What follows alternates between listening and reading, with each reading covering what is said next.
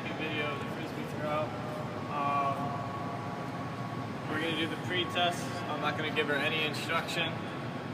She just practiced a little bit, and then for maybe about 10-15 minutes, and then she practiced during a game of Ultimate Frisbee on her own with friends for about like a half hour. Not total practice of just a frisbee throw, but similar to a game-like situation. So we're going to do the pre-test of standing where she's at now, and she's going to get 4 throws.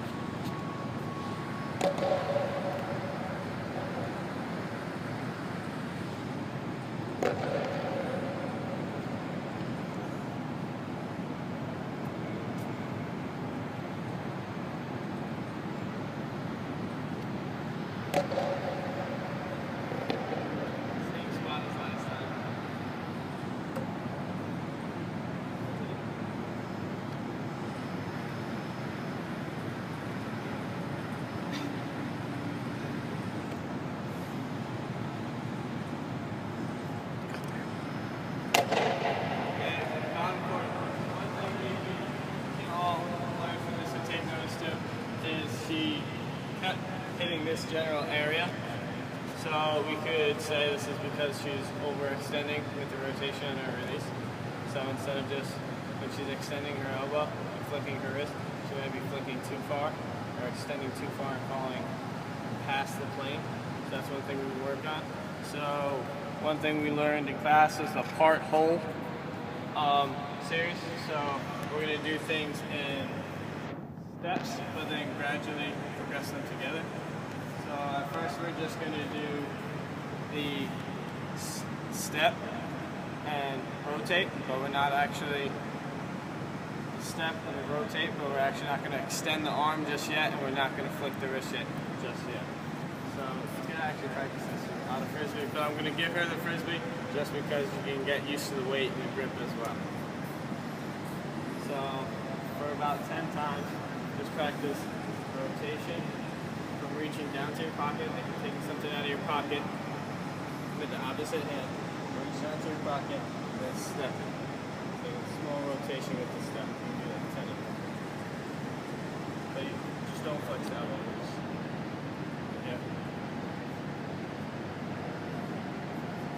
See? Do it again. It's okay. Now freeze. Now see her wrist? Her wrist is open right here.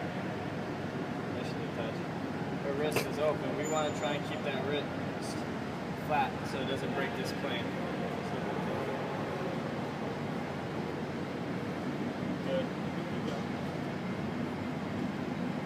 Good. Alright, so right there she practiced the rotation of reaching back to her pocket,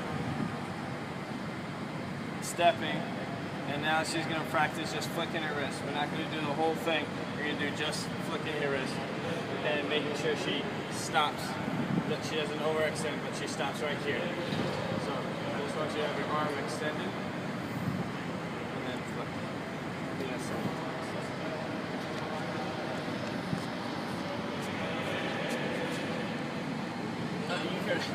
Sorry, that's bad instruction. Just you do can the release. whole thing. No, just flicking with the wrist, but you can release the frisbee. Good. Good. But we're gonna do just the wrist. Don't bend your arm. Okay. Keep your arm extended. Like this. Keep your arm extended. Then just move your wrist. There you go. Then make sure. Good. See, notice if you look at her wrist, she's not breaking that plane anymore. She's going exactly to where she needs to be.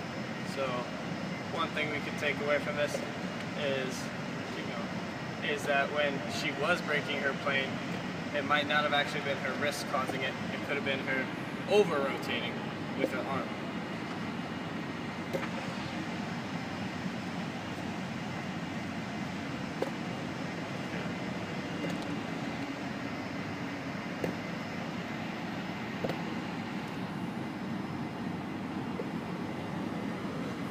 So for the next step we're going to do is without a target, but we're going to do the whole thing. Just throwing, we'll just throw against the wall, the back.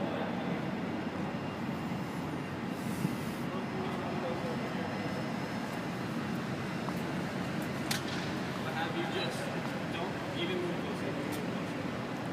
And so you're just going to practice the form of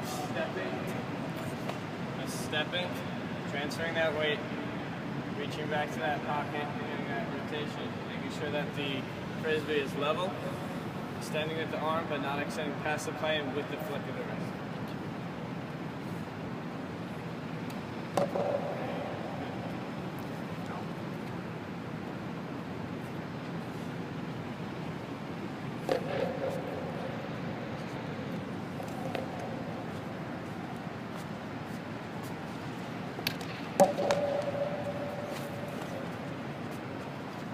Good.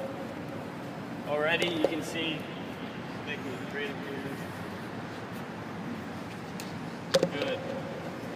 Now because this target is a low, we could say that her release point could be a little lower down here. She's releasing high, but right now she's doing a great job. There you go, good. Make sure you're still reaching back to that pocket. Good. Now you can tell she's getting used to it, more comfortable. Just putting a little more power back into it. Alright, so now we're actually going to go to the post test and see if she can put what she's learned into action.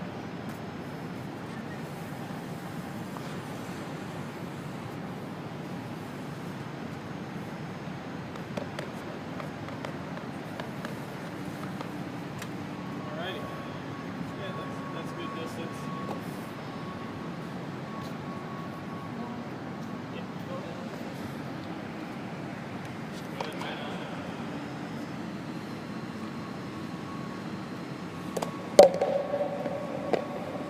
Passing would be a different lesson. Good.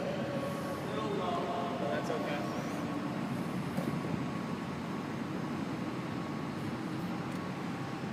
Good. Now one more. Good job. 4 for 4. Two of them were a little low, but on the post test and pre-test, broke it down using what we learned in class of the different series of part whole and progressive methods. You can actually use them interchangeably, mix them up, and it works pretty well on certain skills. For a frisbee throw, it's hard to do each one because then you could be stepping, or then you can just be doing the flick. But for like just the flick, it works. But for just the step, there's probably really no benefit in just doing the step. But probably breaking it down to the flick and then progressing the step with the extension and the step, extension, flick, you can see that the student can progress pretty well.